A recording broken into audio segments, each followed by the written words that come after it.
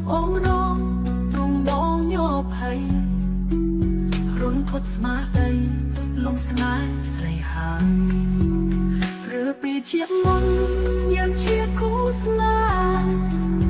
គូពីបុព្វេឲ្យបងជួបស្នេហ៍ដងទៀតបើជាការពិត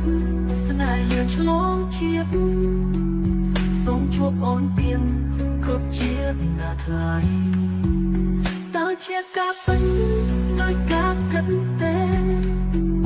បងទុកអិនហើយខ្លាចអូនបានគេណាថ្លៃដឹងចិត្តមកទេថាបងស្នេហ៍ស្រី